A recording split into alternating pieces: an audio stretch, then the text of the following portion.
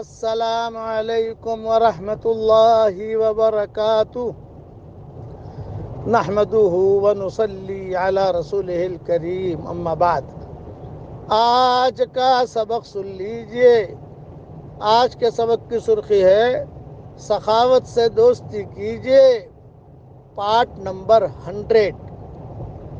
جب حضرت عمر کے زمانے میں قحط سالی آئی مدینہ منورہ میں اور لوگ بہت مرنے لگے، بہت حالات آئے، تو حضرت عمر نے ایک خط لکھا عمرو ابن عاص کو جو مصر کے ذمہ دار تھے، اور یہ لکھا تاکیداً کہ دیکھو بھی یہاں مدینہ منورہ میں حالات ہیں، قرب و جوار میں حالات ہیں، اور تمہارے یہاں مصر میں ماشاءاللہ پھل پھول وہاں کھانے بہت ہیں، تو بہت بڑا قافلہ تم مدینہ منورہ اناج کا بھیجو، اور اتنا بڑا قافلہ بھیجو۔ یہ حضرت عمر نے تاکیداً لکھا، اتنا بڑا قافلہ بھیجو کہ اس کا پہلا اونٹ مدینہ منورہ میں ہو اور اس کا آخری اونٹ مصر میں ہو، ایک کے بعد ایک، ایک کے بعد اتنا بڑا قافلہ بھیجو، اس لیے کہ اللہ تعالیٰ نے وہاں بہت فراوانی دی ہے مصر کے اندر، ان میں مسلمانوں کا حق ہے، آپ بھیجو یہاں۔ تو عمرو ابن عاص نے جواب نے لکھا کہ آپ کے حکم کا تابع ہوں، میں انشاءاللہ بھیج رہا ہوں۔ چنانچہ انہوں نے نظام بنایا حضرت عمرو ابن عاص نے، اور زبردست قافلہ بھیجا۔ پہلا اونٹ جب مدینہ منورہ پہنچائے تو حضرت عمر نے دیکھا تو حضرت عمر خوش ہو گئے ماشاءاللہ، اور اونٹ کی لائن لگی ہوئی ہے، اور ویسا ہی ہوا جیسا حضرت عمر نے کہا تھا۔ پہلا اونٹ مدینہ منورہ میں ہونا چاہیے اور آخری اونٹ مصر میں ہونا چاہیے، اور صرف اونٹ نہیں، اس پر جو ہے اناج، کھانا، پانی، پیسے سب ہونا چاہیے۔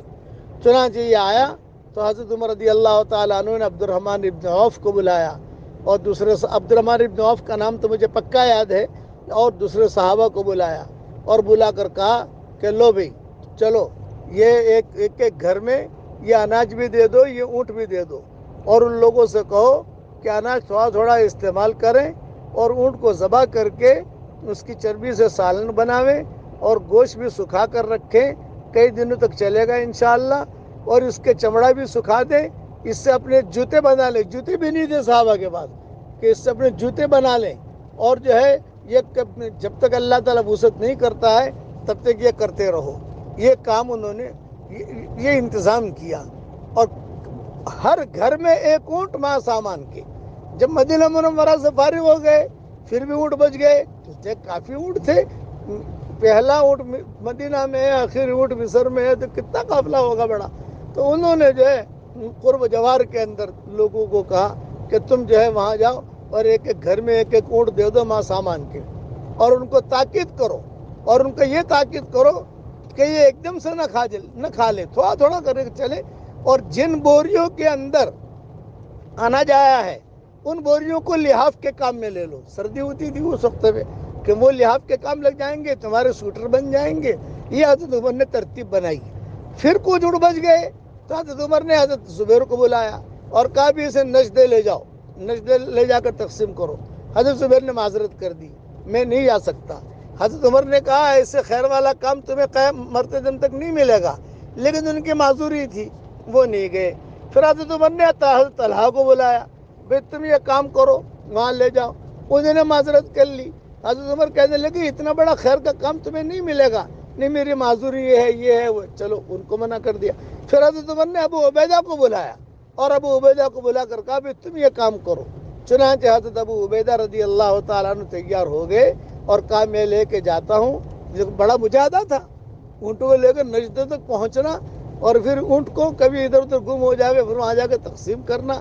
تو حضرت عمر نے جاتے ہوئے ان کو 1000 دینار یا 1000 اشرفیہ یا 1000 درہم، جو بھی وہ 1000 کی تعداد مجھے معلوم ہے، ان کو خدمت میں ہدیہ پیش کیا، تم اسے لے جاؤ اور یہ میری طرف سے تمہارے لیے ہدیہ ہے۔ ابو عبیدہ نے انکار کر دیا، یہ کہا نہیں یہ میں اللہ کے لیے کر رہا ہوں، مجھے اس پیسوں کی ضرورت نہیں ہے۔ مال واپس کرتے تھے، اللہ معاف فرمائے آج تو ہم 5 جوتے بھی واپس نہیں کرتے، چوری کر لیتے ہیں، مسجد میں چوری کرتے ہیں، اور وہاں حلال مل رہا تھا ان کو، حضرت عمر دے رہے تھے، انہوں نے کہا نہیں انہوں نے پیسے واپس کیے۔ یہ میں نے مختصر بیان کیا ہے، یہ پورا قصہ حیات الصحابہ جلد دوم کے اندر موجود ہے. 243 پر دیکھیں یا 244 پر دیکھیں، کہیں پر بھی آپ کو مل جائے گا. اس لیے یہ بات ذہن میں رکھنا، شریعت کا علم تو ہے ہمارے پاس، لیکن تربیت کا علم نہیں ہے. مولانا یوسف صاحب رحمۃ اللہ علیہ نے تربیت پر دوسری جلد لکھی ہے کہ کیسی تربیت کی تھی حضور صلی اللہ علیہ وسلم نے صحابہ کی.